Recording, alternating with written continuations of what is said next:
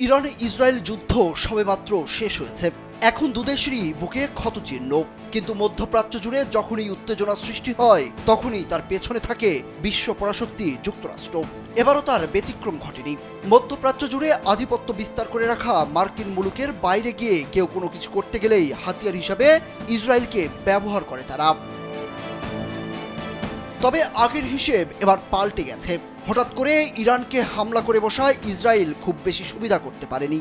তাদের দুমড়ে মুষড়ে শেষ করে দিয়েছে ইরান। ইসরায়েল জুড়ে যখন ধ্বংসযজ্ঞ আর যুদ্ধের রসদও শেষ হয়ে আসছিল, ঠিক সে সময়ই যুদ্ধবিরতির পথ বেছে নেয় নেতানিয়াহু। ইরান ইসরায়েলের যুদ্ধবিরতির পর থেকেই ঘুরপাক খাচ্ছে নানা তথ্য। এমনকি মার্কিন গোয়েন্দা তথ্য ফাঁসেরও দাবি উঠেছে। যুক্তরাষ্ট্রের গণমাধ্যমে ফাঁস হওয়া মার্কিন গোয়েন্দা সংস্থার প্রাথমিক মূল্যায়ন যদি সঠিক হয়, তাহলে স্বাভাবিকভাবেই উদ্বেগ দেখা দেবে এবং প্রশ্ন উঠবে ইরান এখন কি করবে। ইসরায়েল ও যুক্তরাষ্ট্রের বিমান হামলা কি ইরানের পারমাণবিক কর্মসূচিকে উল্লেখযোগ্যভাবে বিলম্বিত করার পরিবর্তে আরও গতিশীল করতে উদ্বুদ্ধ করবে? বিশেষ করে যখন ক্ষয়ক্ষতি কাটিয়ে উঠবে এবং নিহত বিজ্ঞানীদের জায়গায় নতুনদের নিযুক্ত করা হবে, তখন কি এই কর্মসূচির গতি বাড়বে? প্রশ্ন উঠছে এমনই। ব্রিটিশ সংবাদ মাধ্যম বিবিসির মধ্যপ্রাচ্যের সংবাদদাতা হুগো ব্যাচেগারের এক বিশ্লেষণে এসব তথ্য উঠে এসেছে। বিবিসির ওই বিশ্লেষণ অনুসারে ইরানি কর্মকর্তারা ইতিমধ্যে বলেছেন তাদের পারমাণবিক কর্মসূচি অব্যাহত থাকবে। অন্যদিকে মার্কিন প্রেসিডেন্ট ডোনাল্ড ট্রাম্প বলেছেন ইরান আর কখনোই পারমাণবিক কর্মসূচি গড়ে তুলতে পারবে না।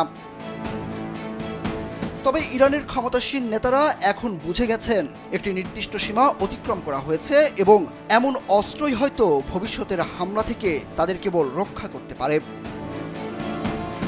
পারমাণবিক কর্মসূচি বাতিল করার দাবিতে উত্তর কোরিয়ার ওপর সব ধরনের চাপ প্রয়োগ করা সত্ত্বেও দেশটির ভাণ্ডারে পারমাণবিক অস্ত্র যুক্ত হয়েছে। পারমাণবিক অস্ত্রধারী হওয়ায় এই দেশটি কখনোই কোনো ধরনের হামলার শিকার হয়নি।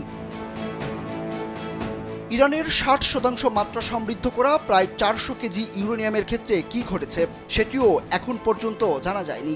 ইরানের এই মাত্রায় পারমাণবিক সমৃদ্ধকরণে অস্ত্র তৈরির জন্য নির্ধারিত মাত্রার কেবল এক ধাপ নিচে রয়েছে বলে মনে করা হয়। সত্যিই যদি ইরানের পরমাণু ক্ষতিগ্রস্ত না হয় তাহলে খুব দ্রুতই লক্ষ্যে পৌঁছাবে ইরান। সুরজ আহমেদ, কালবেলা।